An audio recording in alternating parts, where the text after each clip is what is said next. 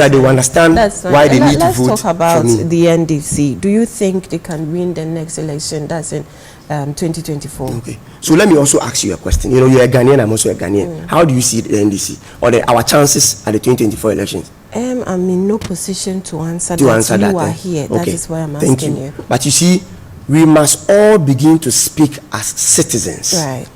Whether we like it or not, whether you vote or not, any government that comes to power, their policies and programs would either affect you positively or affect you negatively. So sometimes I get worried when people make the assertion that for me, I don't belong to MPP, I don't belong to NDC, I don't vote. I think we must all come on board and vote as we speak. The easiest way to determine whether Ghanaians will vote for the NDC or retain the MPP is the economic system that we find ourselves. I remember prior to 2016, the current vice president, then running mate to President Nana Addo Dankwa Akufo-Addo said, that is the simplest way to determine the robustness of an economy. That is our exchange rate. Okay. And you see, we are an import-driven country. We import about 70% of the things that we consume in this country. So when the exchange rate or when our cedi isn't in a good standing, it affects virtually everything. As we speak, we left in 2016 $1 to 4 cedi 20 pesos of the Ghana cedis. Today we have gone past 10 Ghana cedis. Each and every day, prices of goods and services keeps increasing. And the worst of it all is that if all these things are happening and the government is also putting policies and programs down, increasing salaries of workers, at least we would have understood it. But in this case, prices are galloping.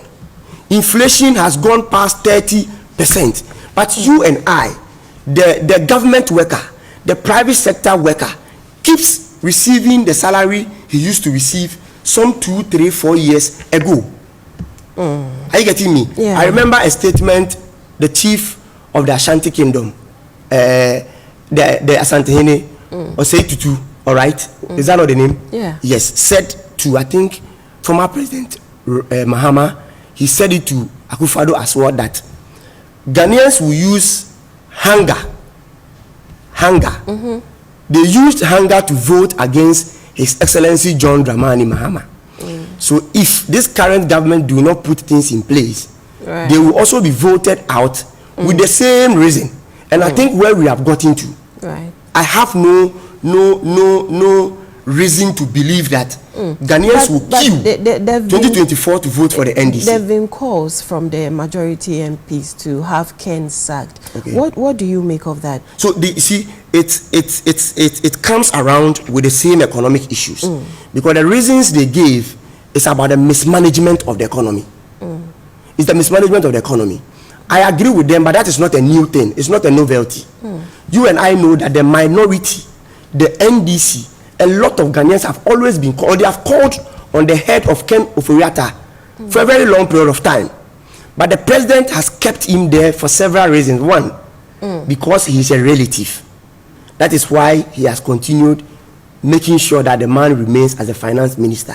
Two, when the majority met the president before the oppressor, the information available to me indicate that he told the majority that in 2016, when the party needed the money for campaign, it was Ken Ofori-Atta who used data bank money to come and support his campaign. Where were they when the party needed money?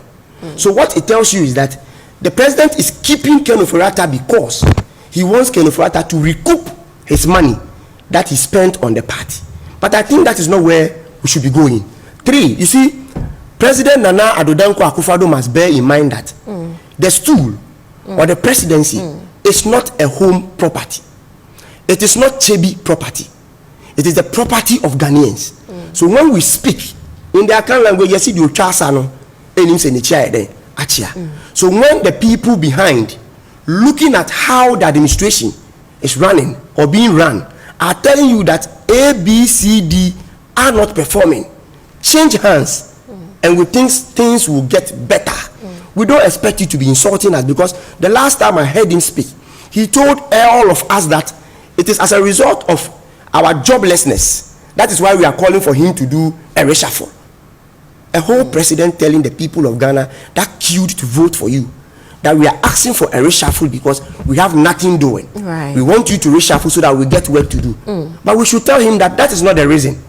Because when I get to the market to buy tomatoes, I buy rice, they don't ask me of my political colors. They don't ask me what the church I attend. They don't ask me whether I am a Christian, a Muslim, or a traditionalist. They sell to all of us at the same rate. So he should listen to us. But my dear sister, you see, that call for me isn't enough. When you look at the people managing the economy of this country, we have 3 different portfolios or departments, depending on how you want to describe it. The finance department, so they have done that, calling on his head to be rolled. But the second department is the Bank of Ghana. Right. The governor of the Bank of Ghana must also be sacked. The third person is the vice president of the Republic of Ghana, because he is the head of the economic management team.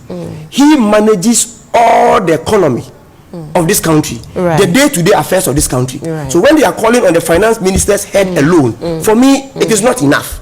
Because when things were somehow going on better or going on well in their first term, they had always had the cause to praise the vice president. Right. It looks like so this time that it is not going on well, they cannot exonerate him from the problem. Right. He must also take the blame. And I think for the first time in the history of this country, we must have a vice president resigning. Right. Godwin, we have just some few minutes to go. Your last words. I call on my people, the people of the NDC in the Greater Accra region. Come Saturday and Sunday, the remaining constituencies will also go to the polls or organize their conference to elect their constituency executives. I wish them the best of luck. They should make sure it should be peaceful, and may the best and the good ones win for those constituencies. I tell them each and every day that they should look at people who can do the work. It's not about I am a friend to you, we attend the same church, we attended the same school, for that reason we are mate. No. When you come to the political setting, the whole of NDC people, we are a family. And the name of that family is the NDC. Our head, we have a head which is the chairman, we have a flag bearer, and that is in the last election yet to have the next flag bearer. So we are all one people. So if we want to, if there's an opportunity for us to elect people to lead us, we should go past friendship and vote for people who can do the work, who can stand against this MPP. Because that break the eight that they are talking about isn't a joke. They are ready to go all mile, extra mile, to make sure they break the 8. Right. We need people who can match them boot for boot. And anybody who has followed me over the past decade now knows how strong, how committed, and how ready I am to serve the NDC. I am number 3 on the ballot. We are 3 in number.